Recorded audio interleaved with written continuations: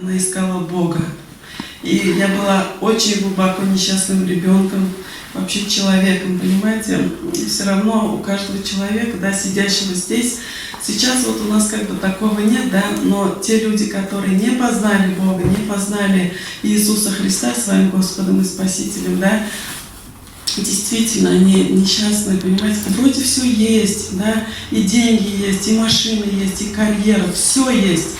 Вот поверьте мне, я столько много встречаюсь вот с богатыми людьми, да, к ним приходишь домой, да, у них коттеджи там 3-4-этажные, да, там муж с женой, да, там супер крутые там условия, все там, все позолота, а там нет жизни.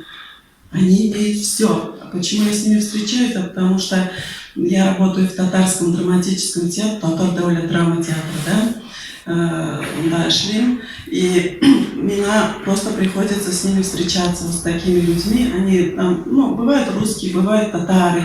Я к ним захожу домой, вот все есть, вы представляете? И он вправе подписать договор, понимаете? Он вправе купить спектакль, вправе не купить, да? Но это его не делает счастливее. Понимаете, настолько, вот даже имея все эти богатства, понимаете, они настолько несчастные. Если мы думаем, что действительно будут у нас деньги, будет у нас дом там, да, большой, и это будет счастье, не будет этого. Понимаете, и я вышла замуж, работала в театре, вроде все нормально, да?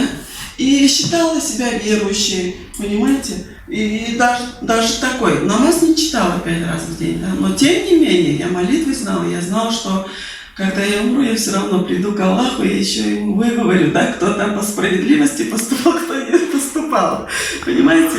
И когда я проезжала, тогда у меня машины не было, да, автосаны были в Оренбурге. И вот я мимо проезжаю мечети, а там по улице Кирова есть Кировская мечеть. Я смотрю вот на это здание, да, и думаю, я посвящу себя вот мусульманству,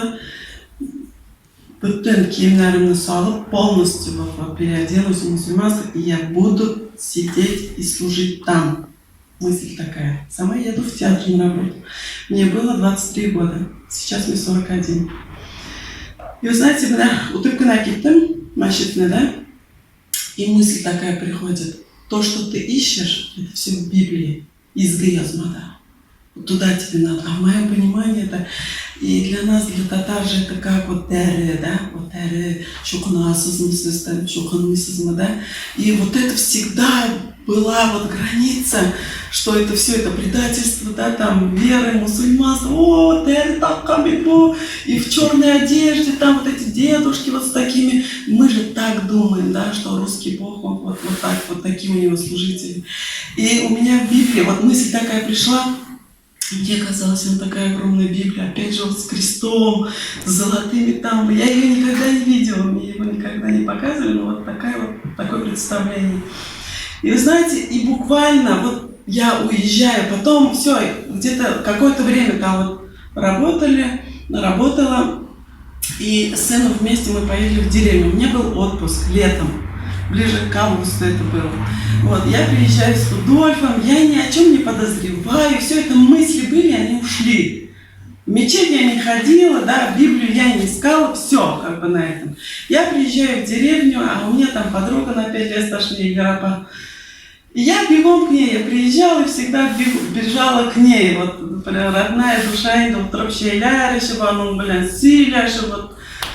И я такая захожу, а у нее такая свекровь была, очень такая злючая, она прям лупила ее ковшиком даже была. Вот при мне я сидела и наблюдала, я тогда еще маленькая, хотела даже с этой бабочкой подраться, но как-то не осмелилась. Думаю, что же моя подружка так бежает. И мерчумеш пляшла, шо башена?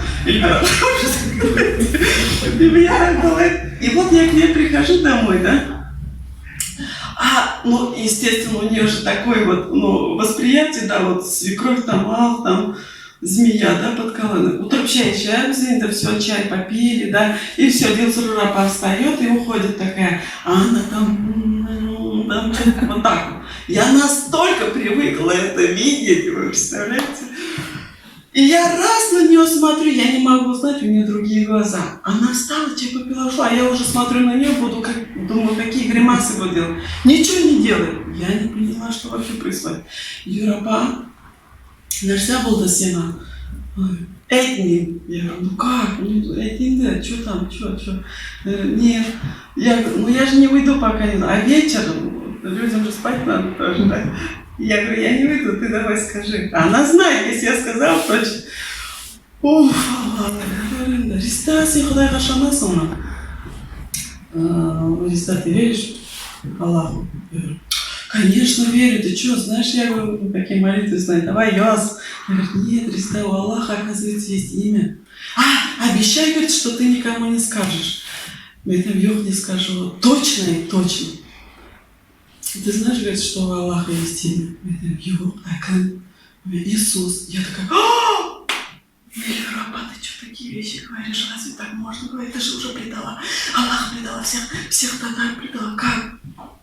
А она говорит, слушай, я говорю, откуда узнал? Они именно полсемя парды, да, вот женщине, которая вот по молитве, представляете, Бог дал ей служение, да, она молится, и Иисус исцеляет через ее молитву, вот действительно. А у меня почки были больные, а она на тот момент переболела мышиной лихорадкой. И вот она рассказывает, мама, говорит, пришла, говорит, и Юра потом говорит, маме, никому ничего не говори, пошли.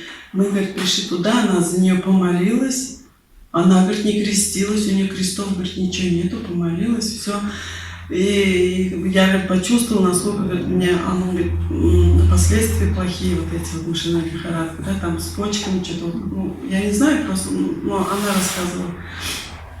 И она мне говорит, ты представляешь, а Иисус, оказывается, умер за наши грехи, да, оказывается, Он нас любит.